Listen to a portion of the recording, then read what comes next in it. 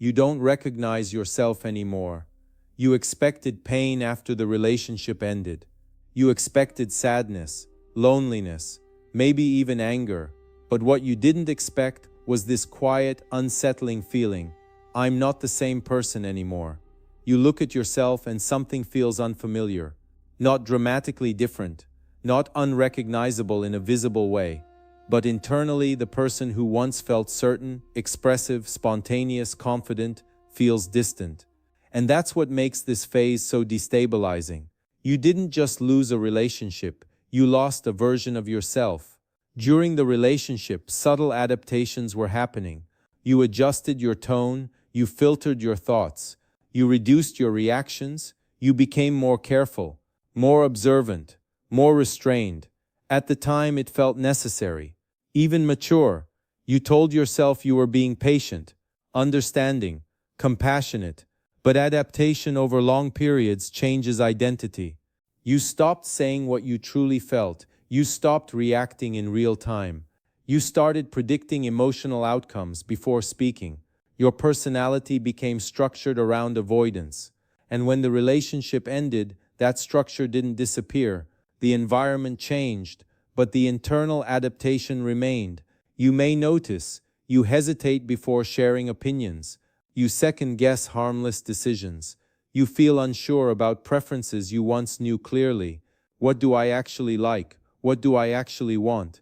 Who was I before this? These are identity-level questions, because long-term relational stress doesn't just affect mood, it reshapes self-concept. You don't recognize yourself anymore.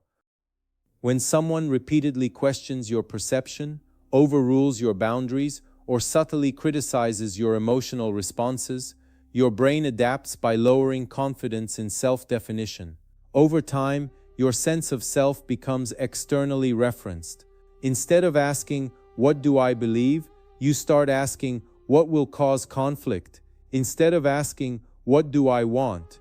you start asking, "What will keep things calm?"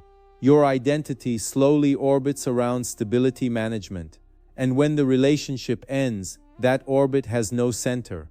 That's why so many people describe this phase as disorienting rather than simply painful. It's not just grief, it's destabilization of self-structure. You might feel quieter than you used to be, less expressive, less certain. You might feel like you've lost your spark, not because you're broken, but because for so long self-suppression was survival. And survival strategies don't disappear the moment the threat does. They linger, and they reshape identity in subtle, powerful ways. As identity destabilizes, something else often intensifies: self-blame.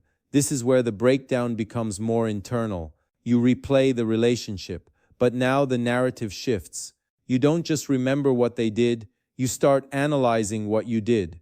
Why did I stay? Why didn't I see it sooner? How could I let that happen? Shame enters quietly, not the loud, dramatic kind, the internal kind. The kind that whispers, "You should have known better."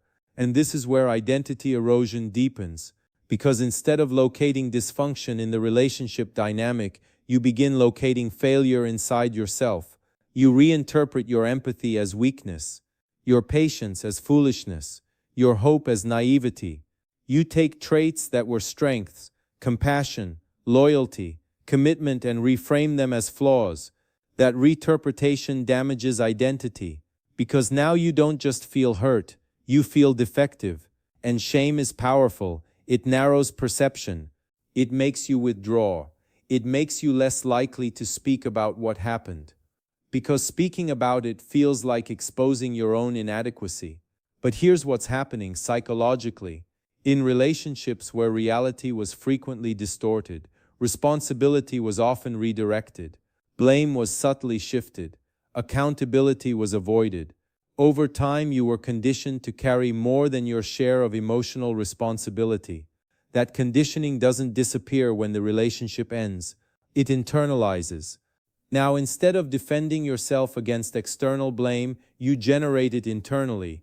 Self-blame becomes an attempt to regain control. Because if it was your fault, then you could have prevented it. And if you could have prevented it, then the world feels safer. But accepting that manipulation occurred, that you were gradually destabilized, requires vulnerability. And vulnerability feels threatening after prolonged psychological instability. So shame becomes the safer narrative. I messed up, I chose wrong, I ruined it. That narrative feels painful but predictable. And predictability feels stabilizing when identity feels fractured. But here's what makes this even worse.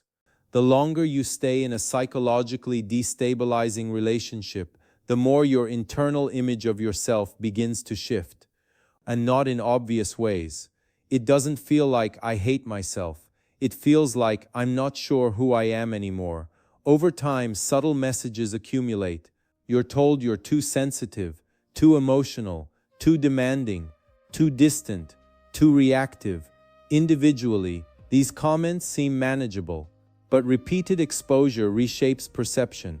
Imagine standing in front of a mirror that slightly distorts your reflection. At first you notice it, you think that's not accurate. But if you stand in front of that mirror every day for years, eventually you stop questioning it. You begin adjusting yourself according to the distortion. You correct things that were never flawed. You shrink parts of yourself that were never excessive. You mute reactions that were never inappropriate. That distorted mirror becomes your reference point. And after the relationship ends, that mirror remains internalized. You no longer need someone else to tell you you're too much. You anticipate it. You edit yourself before anyone responds. You hesitate before expressing emotion because somewhere inside you still hear the echo, "Don't be dramatic." You may notice something else. You struggle to describe yourself. If someone asks, "What are your strengths?" you pause. If someone asks, "What makes you unique?" you hesitate. Not because you lack qualities, but because your self-definition was repeatedly interrupted. When identity is repeatedly challenged, it becomes fragmented. You begin relying on external cues to understand who you are. Approval becomes a compass. Silence feels like rejection. And without constant relational feedback, even unhealthy feedback, you feel undefined. That's the distorted self-image. It's not loud, it's subtle, and it's powerful. Once your self-image is distorted, something else follows. A quiet decrease in perceived value. You might not consciously say, "I'm worthless," but you begin acting as if your needs matter less.